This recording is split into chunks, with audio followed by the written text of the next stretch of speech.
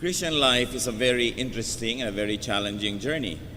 Tulad po sa sinabi sa 2 Corinthians 3:18, and we are being transformed into His likeness with ever-increasing glory which comes from the Lord. Isa po sa mga napaka-interesanteng verses na tayo daw ay patuloy na binabago, patuloy at padagdag ng padagdag ang kaluwalhatian na ibinibigay sa atin ng Diyos dahil ang tunay na mahalagang layunin ng buhay Kristiyano ay maging kamukha ni Jesus, maging kawangis ng Diyos. Pero nangyayari ba ito sa buhay ng bawat mananampalataya? Is it a guarantee that when one is 5 or 10 years in the Lord, talagang mas lalo na nga siyang kawangis ng Diyos o nalalayo pa yung iba? After that definitive encounter with the Lord na tinatawag ng iba na turning point, born-again experience, rebirth, etc. And then after that brief moment that many people call honeymoon period with the Lord, na ang talagang laman ng isip ng tao ay puro espiritualidad, kabanalan, ang Panginoon, many Christians are unable to recapture that high water mark of spiritual bliss. Many Christians are unable to take that journey into the so-called glory to glory, yung metamorphosis na hinihintay at inaasahan. Kaya karamihan, pagka ang mga tao ay nag-iisip ng kanilang spiritual experience, laging yung high moment ay past tense. Iniisip nila na nung araw, nung bago tayo sa Panginoon, nung bago pa ako sa Panginoon, kulay rosas ang paligid, puro Diyos ang laman ng aking isip, puro kabanalan ng aking layunin. Pero laging tinitingnan yon as a distant past. Because many people are unable to keep it or to improve upon it so that they really journey from glory to glory. Yung po mga ibang Christians, ang nagiging spiritual life nila parang roller coaster. Up, down, liko, akyat, panaog, at gano'n na lang ng gano'n. At yung roller coaster, kahit na 10 oras kang sumakay, pagbaba mo, nandun ka pa rin sa pinanggalingan, walang narating. And then there are Christians naman who get trapped in a flat line, spiritual non-growth. Yung kumbaga sa monitor ng puso, pag nag-flat line na yan, ibig sabihin wala nang tibok. Meron naman na gano'n ang spiritual life. Wala ngang low, pero wala namang high. Parang walang nangyayari sa buhay. And some, even very sadly, fall into what you might really describe as a free fall. Yung parang hulog ng hulog, laglag ng laglag, at pababa ng pababa ang spiritualidad.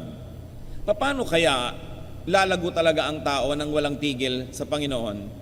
Sapagkat sa maiksing buhay na ipinahihiram sa atin, mula nung nagkaroon tayo ng spiritual encounter, nung born-again experience, nung rebirth na yan, maiksi lang ang panahon para makalapit ang tao doon sa nawala na kanyang katangian na maka-Diyos. How can we really grow spiritually from glory to glory? How can we really grow spiritually towards God-likeness again? How can we continuously find God is a very, very important issue in our life. Hindi lang minsan mong natagpuan ng Diyos, mo, Eureka, I found it. But finding God is a non-stop, ongoing, ever-increasing process.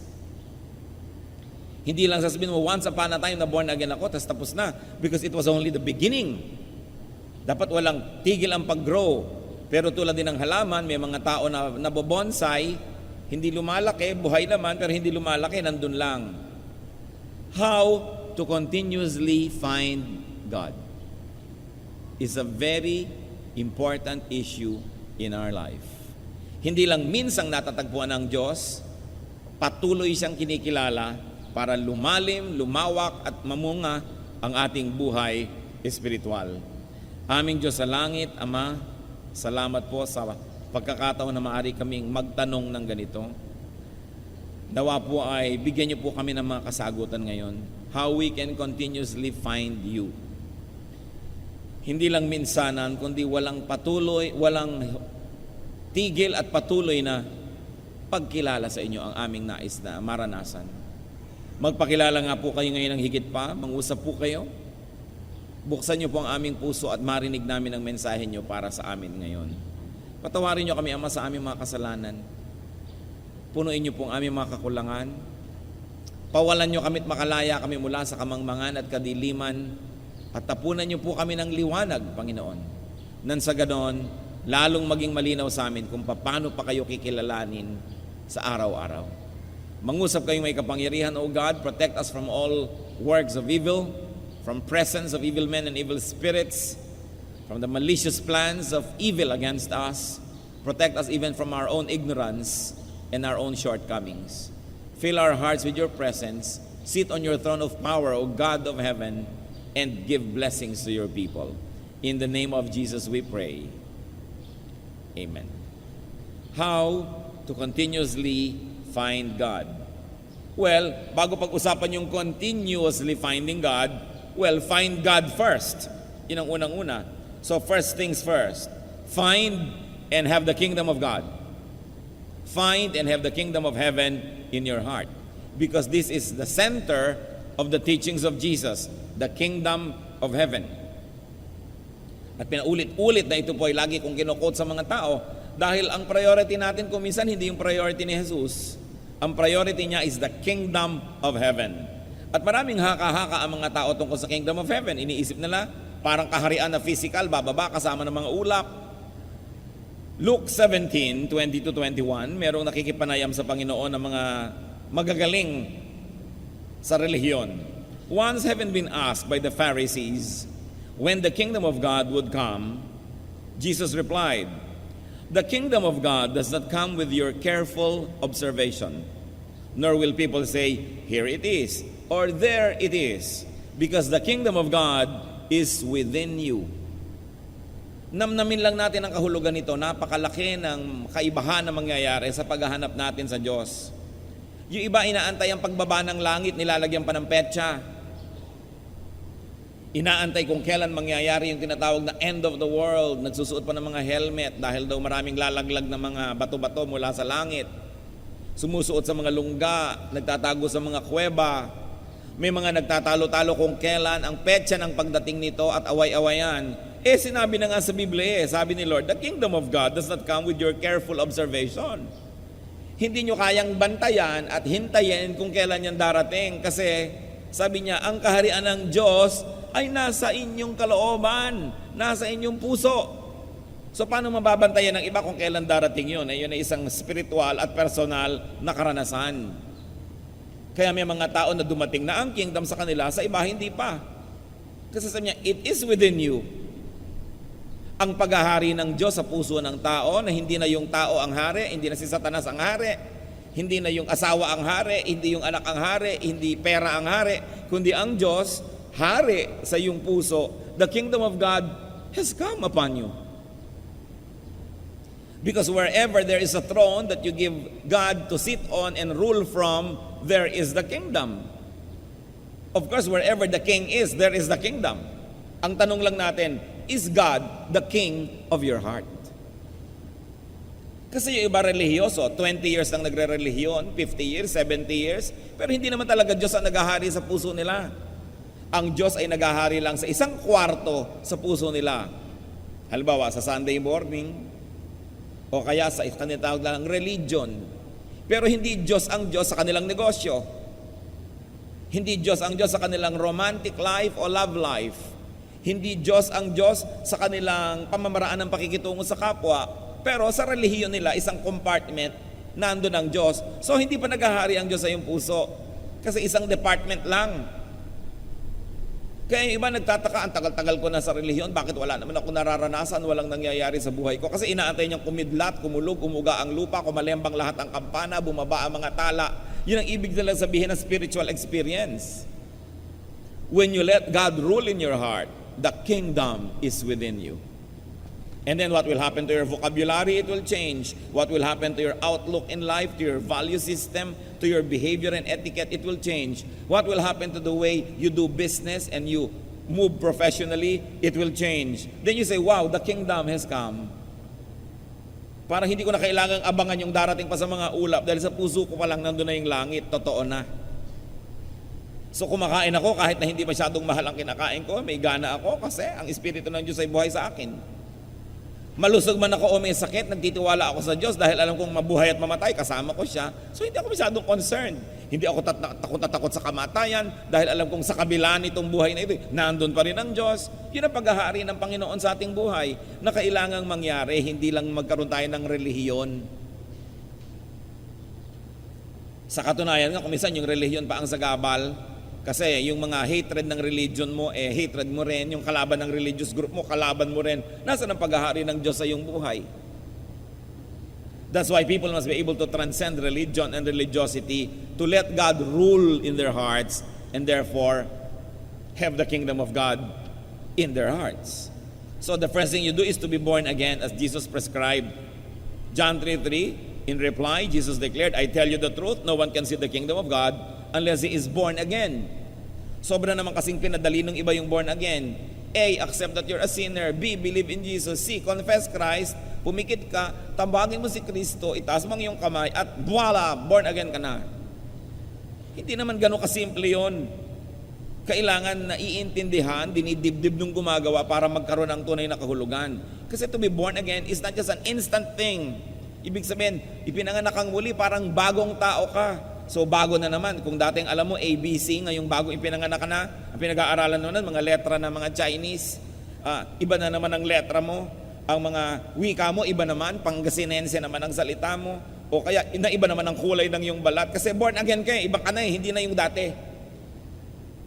So maraming naiiba dapat sa buhay ng tao pag tinawag na born again. Ngayon, kung yung kasungitan mo kasungitan mo pa rin ngayon, tapos born again ka, parang hindi yan totoo.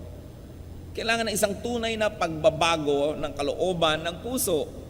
At ito'y proseso, hindi nangyayari sa isang minuto, hindi nangyayari sa isang linggo, hindi nangyayari sa isang buwan lamang. Proseso. Dahil progressively, we must allow God to rule in our hearts. Dahan-dahan, unti-unti. So it is an ever-increasing work, kaya sabi, we are changed from glory to glory. Ngayon, kung nakamatayan mo yung proseso na hindi pa nabubuo, syempre, iniligtas ka na ng Panginoon, ligtas ka na. Pero hindi makukontento na minsan lang na born again ka, tapos na. Kailangan buong buhay. Because the kingdom of heaven was Jesus' most prominent concern, we should be concerned about it, and we should be able to operationalize in our lives what it means and how it could be practical. Kaya yung mga iba, kabo-born again nila, naiinis lang yung mga tao dahil wala namang makitang bunga, tas born again, nasisira tuloy yung pangalan ng born again, nagiging mislabeling, at kuminsan, panglibak na sa iba na gamitin yung term na yon dahil yung nagdadala ng word na yon ay hindi karapat-dapat. Kaya pinag-iingatan po natin. So once you have found the kingdom, once you have been born again, once you have had a spiritual experience, meaning you realize your wretched sinfulness and condition, and you sought God's forgiveness, and decided to live a new life, di na born again ka na, what must you do now? Non-stop is to grow in God-likeness. Kailangan kamukha tayo ng Diyos. How can we know God? How can we be like God? First of all, is to know God. Through the scriptures. Nakikilala naman natin ang Diyos sa pamamagitan ng mga nasulat na. Very especially, we should know God through what God said. Yung mga direct quotation sa Kanya sa Scripture, yung mga sinabi niya, inutos niya, napakahalaga nun, to know God. And also, to know God through what the writers said about God. Pero mag-ingat din tayo dahil hindi naman kung nasulat dyan at sinabi ng iba tungkol sa Diyos, tama na nga. Kasi kung minsan, opinion lang ng tao yung sinasabi doon, hindi naman ibig sabihin ay yun na nga ang kinonfirm na katotohanan tungkol sa Diyos. Alam niyo naman yung Biblia, nakalagay din dyan ng mga quotation galing kay Satan, nakalagay din dyan yung mga maling konsepto ng mga tao tungkol sa iba. So hindi ko mo nalagay dyan, yun na yun. Susuriin nyo pa rin, ito ba'y totoo o misconception nung nagwika nito? Katulad ni Paul at si Silas, napagkamalan sila na mga Diyos ng Greek mythology. So hindi ibig sabihin naging Diyos nga sila, pero nakalagay doon, tinawag sila na ganito't ganon. So sabihin natin, ay mali yung tumawag. Tulad po sa Psalms, napakarami dyan mga prayer na Diyos ko, durugin mo po mga kaaway ko, ubusin niyo po sila, pulbusin niyo po sila. Because the Psalm is a record of people's prayers. Some of their prayers are probably not right. It's just a record of how they prayed. So ikaw ngayon, sa pagkakilala mo sa Diyos, susuriin mo yung mga prayer doon. Parang ang prayer na ito, hindi ganito ang sinabi.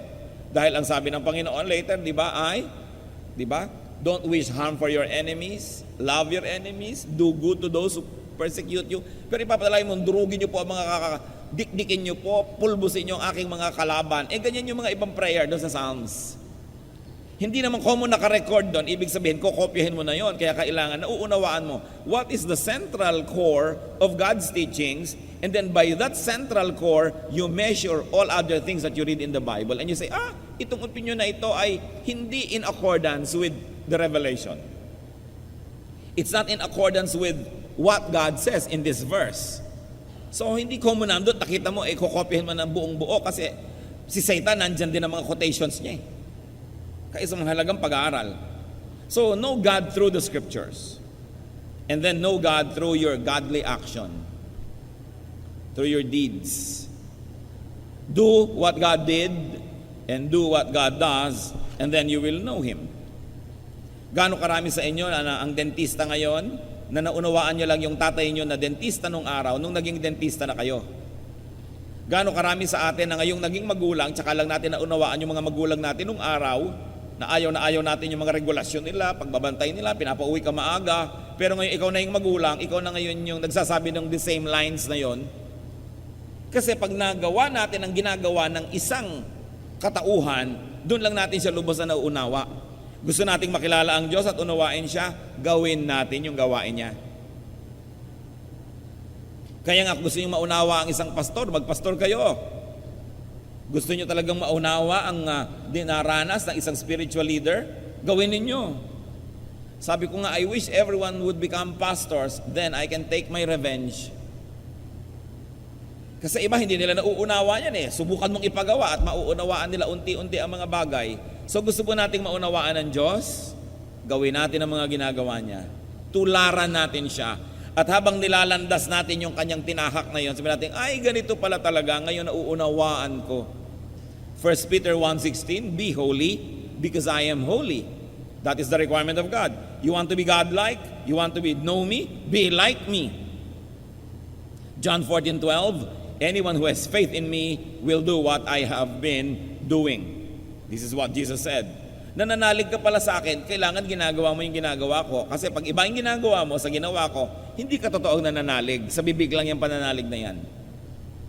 So, kanina nakikilala natin ng Diyos sa Bible, mental knowledge. But through action, you get to know Him through experiential knowledge. And that is an even deeper understanding. Because you experience the experiences of God, then you know God more. We can know God through meditation. Very important. Kulang na kulang ito sa mga buhay ng maraming mga mananampalataya. Kulang sa meditation. Magpe-pray pero shopping list ang prayer, request list. Puro utos. Hindi meditation yun. Psalm 77:12, I will meditate on all your works and consider all your mighty deeds. So pag gusto nyo mag-meditate on the works of God, you concentrate on one work of God and just focus on it and think about it and let it sink down into your heart. You want to meditate on God's Word, hindi naman magbabasa ka ng 10 chapters. Meditate on one sentence, meditate on one idea, and just dwell on it. Ibabad nyo ang sarili nyo sa isang sentence, sa isang katuruan, sa isang word, and you meditate and wonderful things happen. Even scientific findings show us that meditation helps to increase the cerebral cortex, that part of the brain responsible for many things. Sinukat po nila yan at nasusukat na kasi ngayon. Yung mga mahilig mag-meditate, kumapal yung cerebral cortex sa kanilang brain. Talagang may nangyayaring pagbabago at di po ba ang sabi? Be changed by the renewing of your mind. So if you really want to change, something has got to change in your mind. If something will change in your mind, something's got to change in your brain. Kaya mahalaga rin yung mental and meditative process as part of our spiritual growth. May nangyayaring kababalaghan pagka tayo ay nananahimik lamang and we focus on one aspect, one word, one characteristic of God. Marahil yan ang ginagawa ng Panginoong Jesus na magdamag, sinasabi nandun siya sa tahimik na lugar. Hindi naman siguro siya magdamag na nananalangin, literally, kasi sabi niya, your Father knows what you need before you ask Him, let your words be few. So anong ginagawa niya magdamag? Nag-meditate marahil siya. Yung ayaw niyang paabala, he will focus on one character of God or one word and meditate on it. Remember, for anything to change in your deeds, something's got to change in your thoughts. And for our thoughts to change, some changes must happen in our brain. Kaya hanggang hindi natin kinakaladkad yan at isinasama sa ating buong metamorphosis, kulang at kulang din. Meditate more. It is important. Yan ang nawala sa buhay Kristiyano ngayon, yung reflection and meditation. Importante. Know God through God's personal revelation. May revelation sa atin, nasa Bible.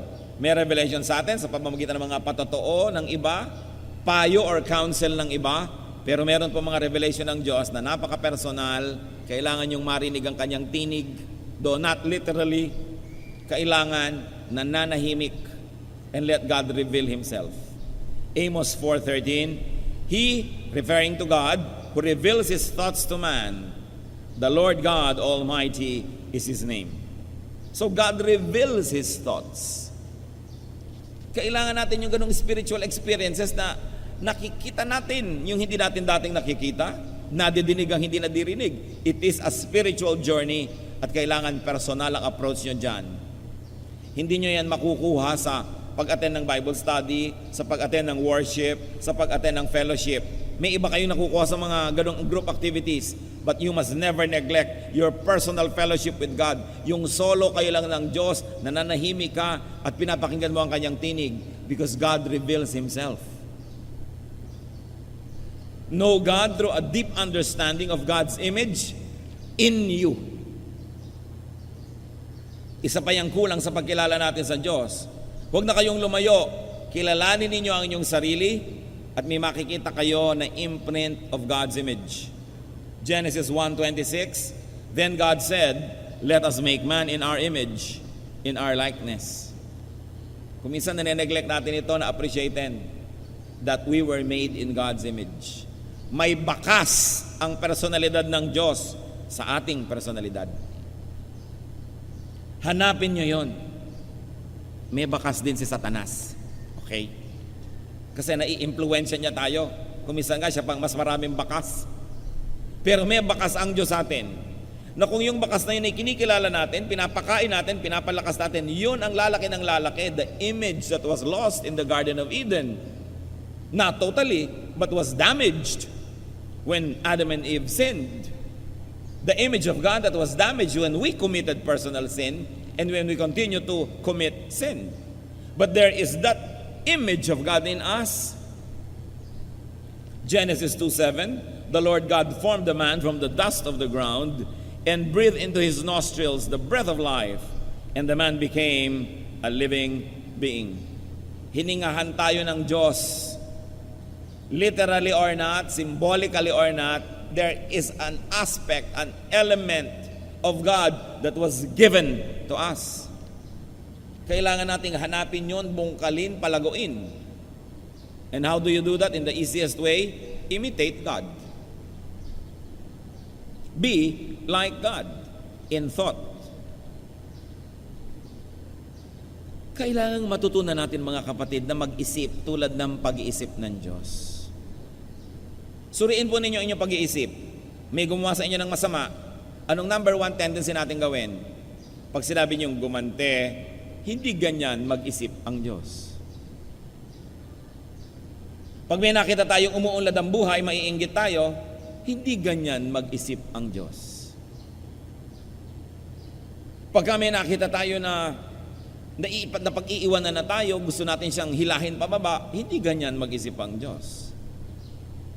May nagugutom, meron ka namang maibibigay, hindi ka nagbibigay, hindi ganyan mag-isip ang Diyos. Paano tayo magiging kawangis ng Diyos kung di muna tayo mag-iumpisang mag-isip tulad niya? Kaya gawin niyo mga kapatid yan na habit. Sabihin niyo lagi sa sarili niyo, pagka medyo nag-iisip kayo na medyo Satanasya, sasabihin mo, hindi ganyan mag-isip ang Diyos. Pagka hindi ibinibigay ng mister niyo ang buong sweldo, sabihin mo, darling, hindi ganyan mag-isip ang Diyos. Diba? Pagka naman kinukupitan kayo ng asawa niyo at ibinibigay sa kamag-anak, sasabihin mo, dear, hindi ganyan mag-isip ang Diyos. No? Pagka sinasabi sa inyong overtime, hindi naman pala mo, hindi ganyan mag-isip ang Diyos. Napakahalaga, lalong-lalo kung sa sarili natin i-apply eh. Pag medyo naiinggit-inggit ka na, naiinis ka na, nababahuan ka na doon sa katabi mo at gusto mo siyang palayuin ang ubod ng layo, hindi ganyan mag-isip ang Diyos. Mula nga sa langit, pumunta siya sa lupa, nakisalamuha sa mga taong tulad natin. Pagka may kapatid ka, magmamanahan kayo, naghihingalo ang nanay ninyo, nag-aagawan na kayo, sabi niyo, hindi ganyan mag-isip ang Diyos. Pagka lang naalala natin yon, we will be able to imitate God. Remember, the best way to imitate a person is not only to imitate his looks, but to imitate the way he thinks. So isipin natin ang pag-iisip ng Diyos. So be like God in thought. At pag nangyari yon, we will be like God inward. Sa pagsasalita, magiging makadiyos. And of course, we will be like God in action. Mga kapatid, yung action at saka word, ang pinagsisimulan lang nun, yung thought. Bantayan nyo lang ang inyong thought. Wala na kayo ibang dapat bantayan pa. Because everything else will follow. When you think like God, you will automatically be like God. You don't have to be watchful about everything else. John 14:12, I tell you the truth, anyone who has faith in me will do what I have been doing. This is Jesus speaking. He will do even greater things than this.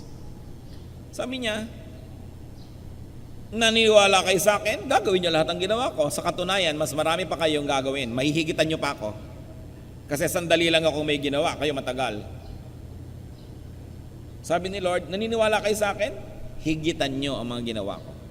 No, hindi nyo huwag naman higitan nyo yung pagpapapako sa krus. Kanya lang yon.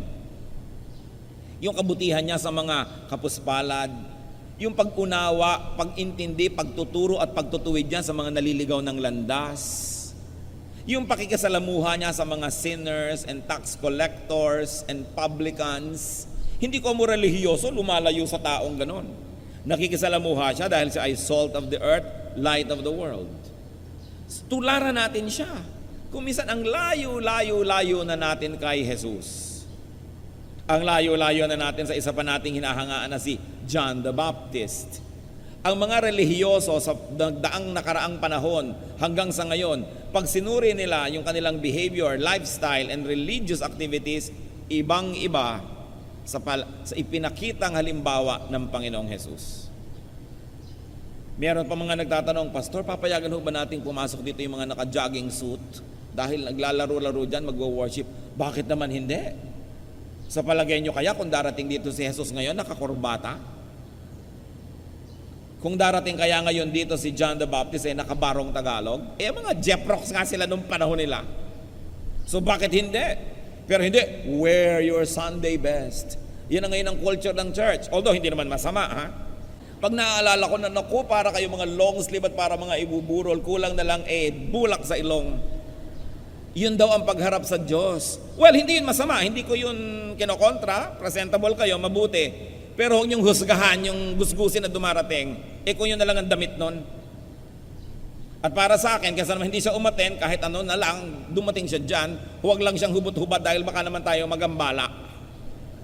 Pero huwag hinuhusgahan ng tao sa itsura, sa ganyan. Diba? Sasabihin pa natin, linggo dapat Sunday. May linggo ba sa langit? God is timeless. But it's nice to wear your best so that you look good for God. But don't judge people who don't share your opinion about dressing. Dahil may kani-kanyang kalagayan tayo. Kung may mga nagtitinda pa buong madaling araw, nagtinda pa dyan sa Nabotas, tapos pupunta dito para mag-church, ine-expect nyo ba na bihis na bihis? Di dala niya banyera, may mga dala siya mga kaliskis, at kumatalsikan kayo, pasensya kayo. Dahil ganyan mag-isip ang Diyos.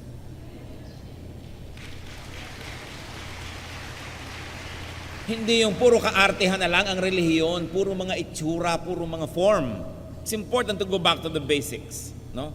Sabi ni Lord, gagawin niyo yung mga pinaggagawa ko. Ano ba mga ginawa niya? Hindi ba't naglilinis ng lambat yung mga mangingisda? Uupo siya sa bangka at makikituro siya doon. Hindi naman siya humingi ng pulpito. Nakisalamuha siya sa mga tao. Hinihipo niya yung patay, hinihipo niya yung may ketong, pinupuntahan niya yung mga possessed, nakikipagkwentuhan at kumakain siya sa dulang ng mga makasalanan. Kaya yung marami sa atin, mas maarte pa kaysa kay Jesus. Kaya dapat balikan natin yung basics.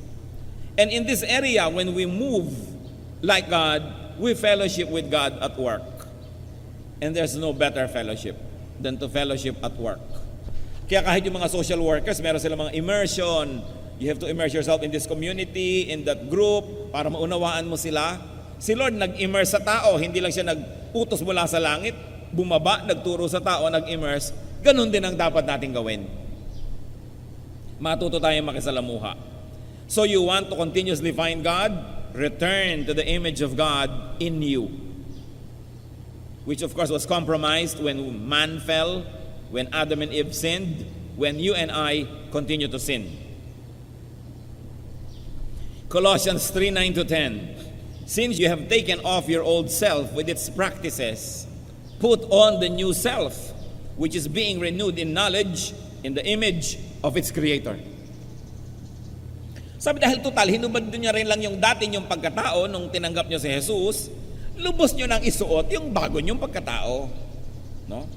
Na patuloy na binabago, patuloy na pinalalakas, at inilalapit doon sa wangis ng Diyos, sa wangis ng lumikha sa atin. So kung ang kabanalan ng tao at pagiging makadiyos ay nasa ganitong level, dahil sa kasalanan ay bumaba ng bumaba, nung tayo ay na born again o tinanggap si Jesus at nagsisi ay tumigil ang pagbaba, ano ngayon dapat mong gawin? Umakyat ka uli unti-unti para bumalik ka at lumapit ng lumapit dun sa original image that was lost in the Garden of Eden. So the first purpose of life is to stop your descent. Pigilin ang pagbulusok pababa. At ang susunod, baligtarin yun, umakyat naman ng umakyat. So we are being renewed, being made more and more and more and more like God. Yun ang goal natin ngayon kung tumigil na yung pagbaba nyo.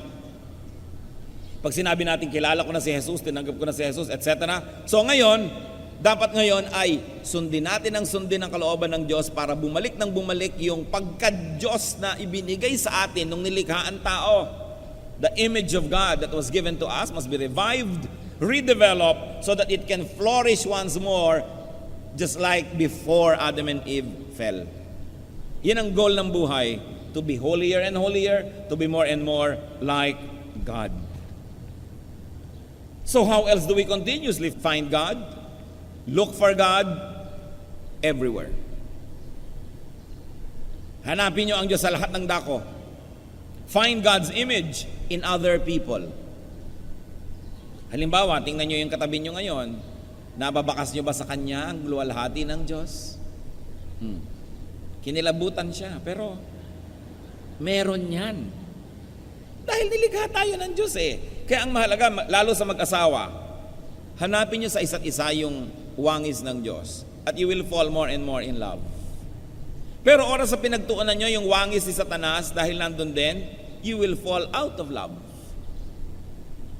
Alam nyo kung ano yung love? It's only a decision what to look at. That is love. Kaya ang mga magulang, you always decide to look at what is good in your son or daughter. Kahit ang nakikita ng kapitbahay yung bad, ang nakikita nyo yung good. Kasi you decide to look at it. So, ang pakikitungo natin sa kapwa, pag sabi yung bad yan, hindi lang siguro siya bad. Siguro, you are looking for what is bad. That's what you see. Because if you also look for what is good, you will also find something good. Because even being bad is difficult to perfect. We are not perfect, so nobody can be perfectly bad. Meron pa rin yung good. Kaya mga kapatid, pag may nagsusumbong sa akin, alam niyo po, bad siya. So kapatid, maaring totoo yung sinasabi mo, pero ibig sabihin din yan, you are looking for the bad. Wala ka na bang sasabihin sa akin na good niya? Wala po. Wala kang tiningnan o nagbubulag-bulagan ka. Kaya hindi credible ang sinasabi mo. Para sa akin po, sino ang credible person? Yung may sumbong man siya na negative, may dala rin siyang positive. Kasi pag puro negative ang sinasabi niyan, propaganda yon. Katulad din ng pag puro positive ang puri niya sa isang tao, propaganda pa rin yon. You are being deceived so that you will make a decision in favor of or against that person. Do not believe anybody who comes to you na ang dala lang one-sided good or one-sided bad, because people are complex. Inside us, there's some good, there's some bad. What you feed and what you develop will become the master. Pero meron pa rin yun na nandun na another personality na Maliit lang yung papel niya.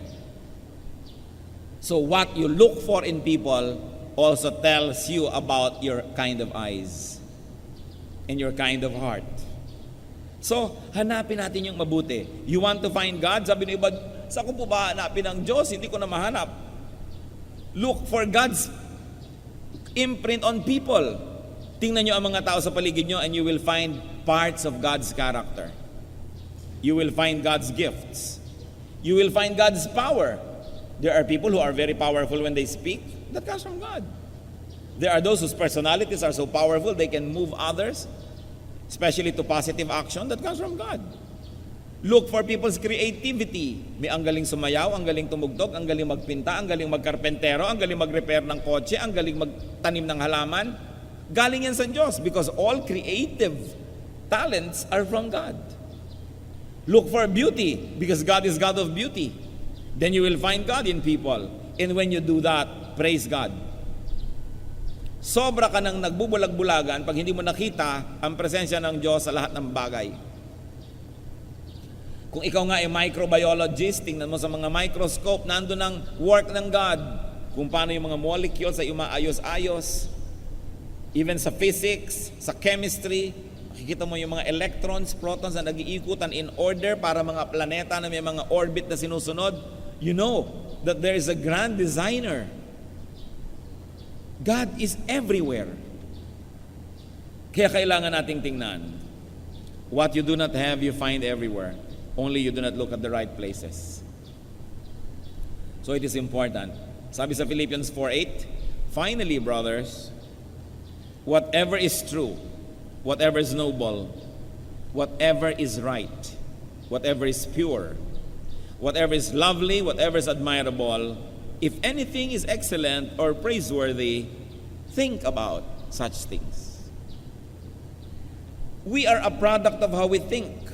Kaya mga tao, kuminsan tumataas masyado ang presyon, bumibilis ang tibok ng puso, ang pulso, nagkakasakit-sakit, kasi may sakit ang paraan ng pag-iisip nila. Sick thoughts render sick bodies.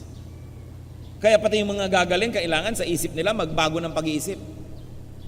Hindi yung mga inom sila ng inom halimbawa ng pampakalma, tas ang iniisip nila lahat ng pampainis. Hindi katatabla ng gamot. Masisira ang gamot sa'yo. Kasi nasa pag-iisip yan. Meron naman, lalo mga matatanda na bilib sa isang doktor, may sakit, magpapadoktor, nagbibihis pa lang, dadali mo sa doktor, gumagaling na. Kasi nananalig. Yung pag-iisip natin, yan lang ang makonquer natin. Ikaw na ang makapangyarihang tao sa balat ng lupa dahil yan ang pinakamahirap supilin. Pero when you think positive thoughts, beautiful thoughts, godly thoughts, sumusunod ang inyong katawan. Subukan nyo, halimbawa ngayon, exercise. Lalo yung mga seloso at selosa at hindi nyo kasama ngayon na inyong kabiyak. Isipin nyo may nakakandong sa kanya ngayong iba. Sige, isipin nyo. Hindi ba nagiinit ang tenga nyo na? No? Kumukulo na ang dugo nyo, iniisip nyo pala yun, hindi pa yun totoo. Pero pag totoo na sa inyong isip, kasunod na yung inyong katawan. Kaya yung pag-iisip, yan ang kinokontrol. Be transformed by the renewing of your mind. Pero, kaya yung mga iba, subukan yung pumikit. Mag-isip kayo ng napakagandang tanawin, mga lunti ang bundok, mga ibong humuhuni, mga batis na sumasayaw sa paligid ng mga bato. Di ba napapangiti kayo at nare-relax? Word pa lang yung naririnig nyo sa akin, ha? Kung hindi nyo pa nakikita yung totoong bato. This is the power of words. Kaya pag may narinig kayong salita na itinabi sa inyo, lalo yung minura kayo, para kayong nakuryente, para kayong tinamaan ng kidlat, may talab. Word lang yon, sound waves. That's why we should control the words. We should control the thoughts. This is where the battle happens in our mind. Pag natalo ka na sa isip, talo na, kasunod na lahat yan. Dahil ang katawan, sumusunod lang yan sa isip. So sabi, our battle is not against powers, but against principalities in the air, against the unseen forces, which lay claim to our thoughts. That's why it is important to control, to discipline the way we think. At sabi, ano daw ang isipin? Whatever is true, noble, right, pure, lovely, admirable, excellent, praiseworthy. Think about such things. And may I say, apply this when you think about your husband or wife, about your mother or father, about your son or daughter, about your daughter-in-law, about people at the office, people in your school. Think about these things. Kailangan nating palitan ng pag-iisip tungkol sa tao. Because our thoughts have mysterious ways of becoming real. And very importantly, in our search for God, find God's image in creation. It's a challenge and a wonderful journey of discovery. Find God in nature. Hindi naman ibig sabihin yung dahon dasambahin mo dahil nandun ang Diyos. Tingnan niyo yung gawa ng Diyos doon sa dahon. Makikita niyo na may gumawa niyan. Find God in natural phenomena, in the heavenly bodies. Find God in cells and molecules. If you're a chemist, find God in chemistry or in physics, in mathematics, in biology, in the arts, because the imprint of God is everywhere. Romans 1:20. For since the creation of the world, God's invisible qualities, His eternal power and divine nature have been clearly seen, being understood from what has been made, so that men are without excuse.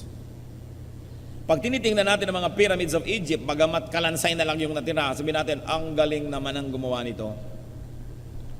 Pag tinitingnan natin yung mga ivory carvings from China, hanggang kaliit-liitan, may kubo dun sa loob, may tao dun sa tao, meron pa siyang kuto, nandun lahat.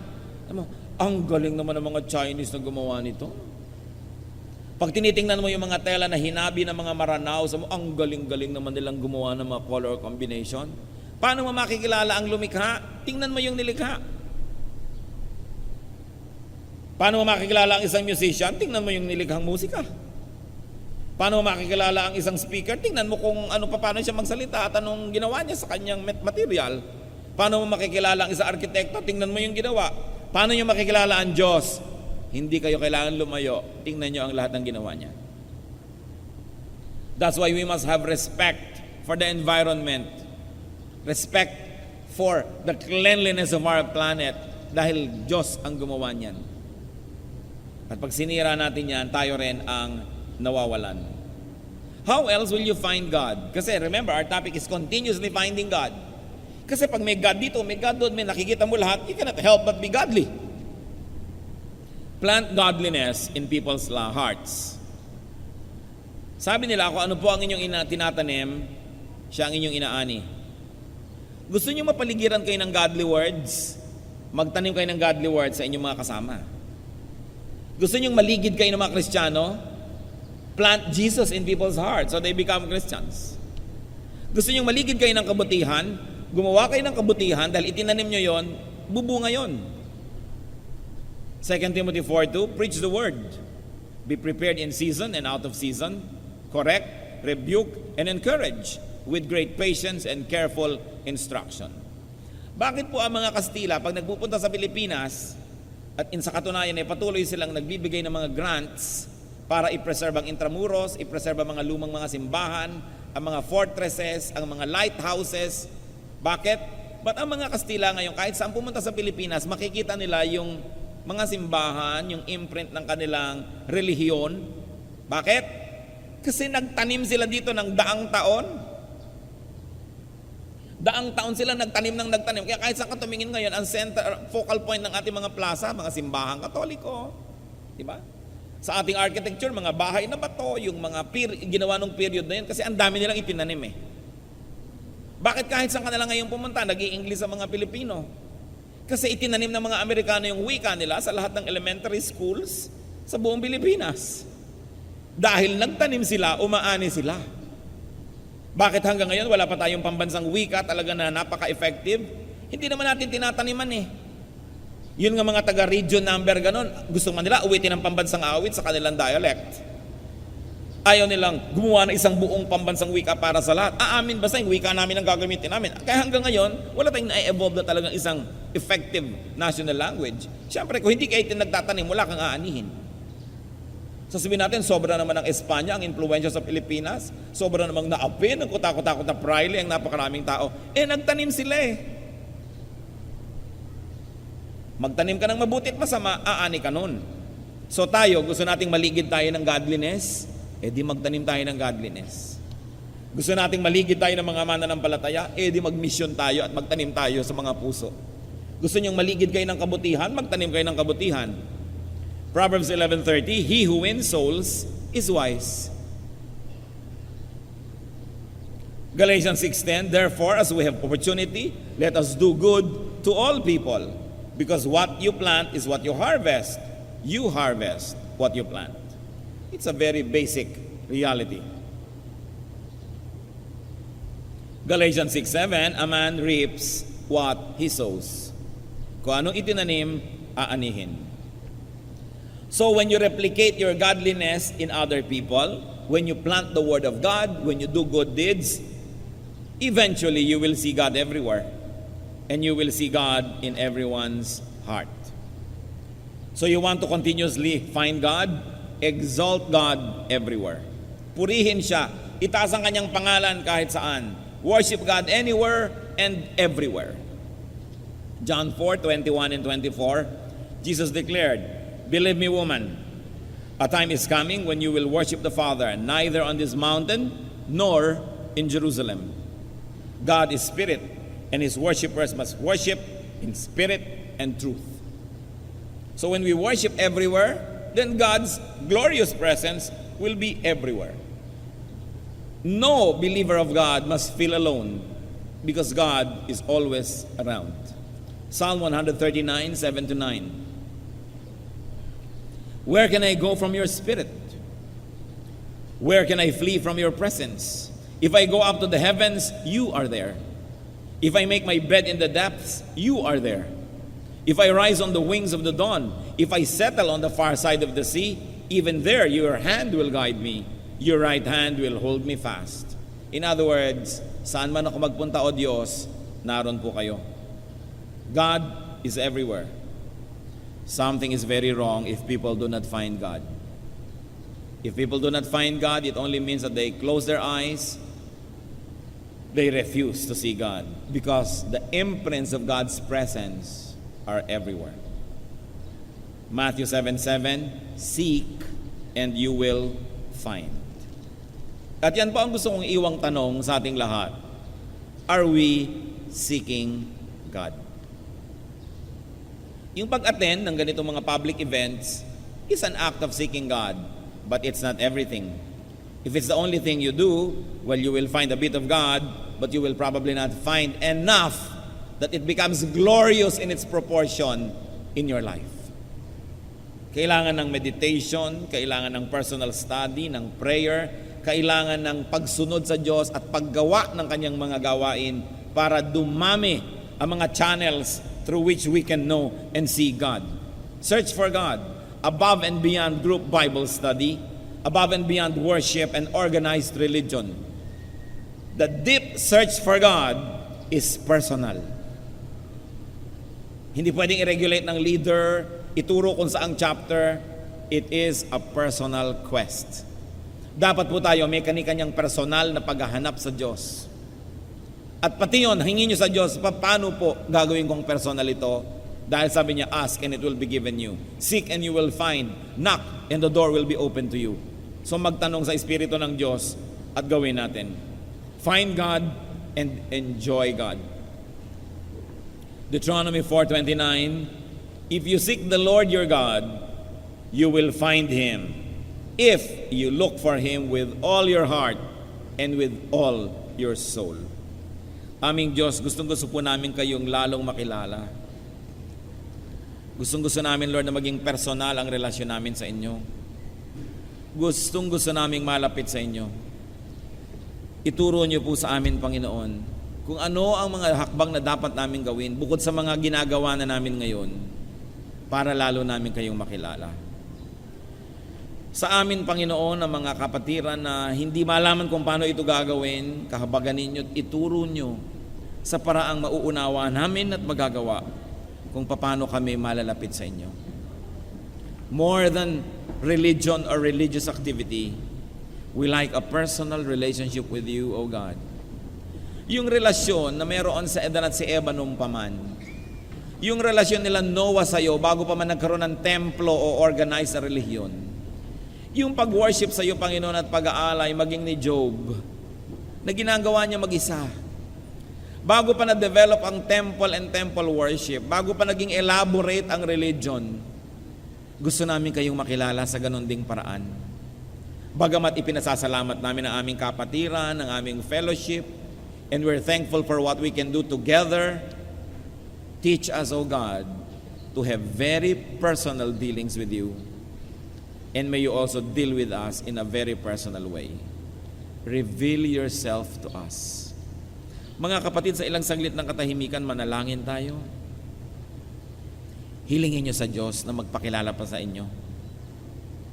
Hilingin niyo sa Diyos na magbukas pa ng mga mata na nakasara hanggang ngayon. Hilingin niyo sa Diyos na kung ano man ang dapat gawin upang ayon tayo sa Kanyang kalooban, madinig natin ang Kanyang tinig, ay ipagkaloob niya sa atin. In silence, seek God. And there is no doubt He will answer because He likes to be found. He likes to be known. He likes to be close to us. Be with the Lord and ask Him to reveal Himself to you.